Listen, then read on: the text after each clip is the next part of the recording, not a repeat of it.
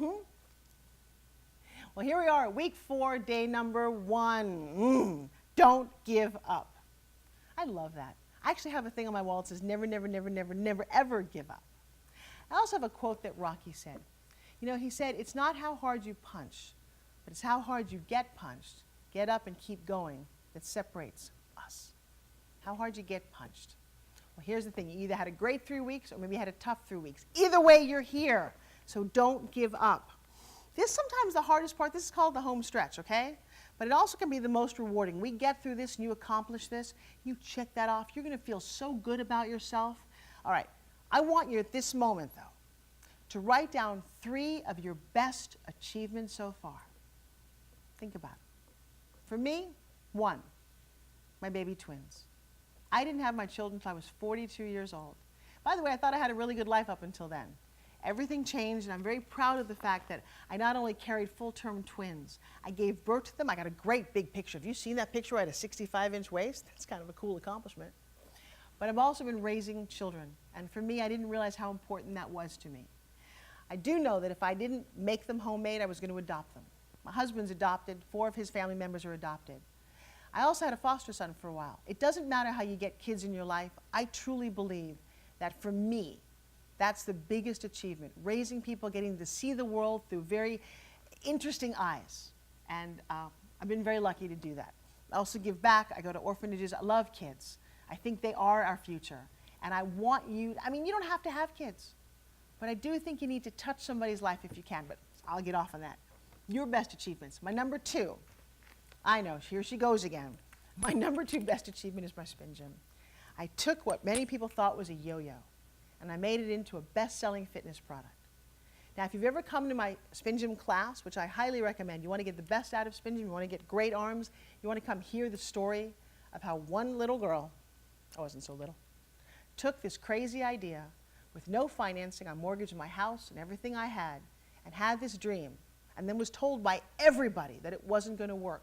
In fact, the first Christmas that I had spin gym, I gave it to somebody as a gift. They gave it back to me. Took it on a national television show, and I was made to cry and told I should go home. It wasn't going to work. Well, there was one day on January 12th that I sold 61,000 of these things. Took a lot to get there. Not an overnight success, but I got to tell you, one of my greatest achievements so far, in the face of everybody saying I couldn't do it. I'll give you a little gift, a little nugget for today. What does no mean to you? Does it mean stop or go? For most people, it means stop. I have the most interesting little story.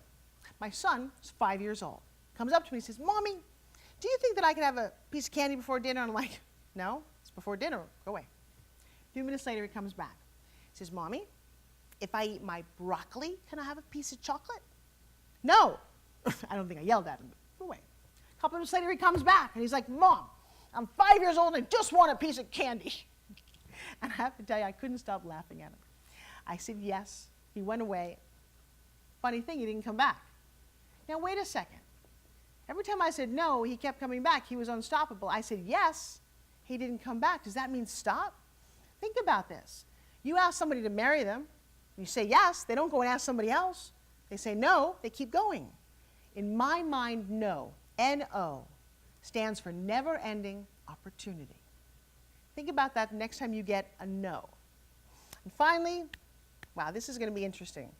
One of my personal great achievements is what you're looking at. It's not perfect by any means. It's a whole lot better than it was.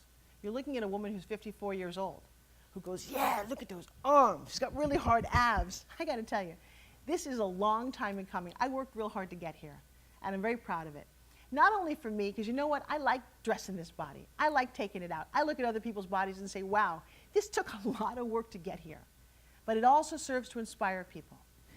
Good posture, good standing up. Now, I could make more improvements. It's not about judgments. I just think this is one of my greatest achievements, and I'm proud of it, and I look in the mirror and go, yeah.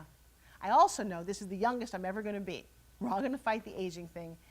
I didn't appreciate how I looked when I was younger. I was actually probably a little cuter than I realized, but I put myself down for so long.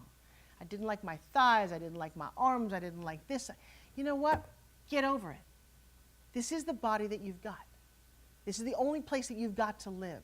Love it, embrace it, cuddle it, hug it, dress it up, feed it good. That's what this whole program is about. Wow, I just admitted some things I don't think I was ever going to admit in public. So for you, I'd love to hear what your greatest achievements are. If you think about it, Facebook me.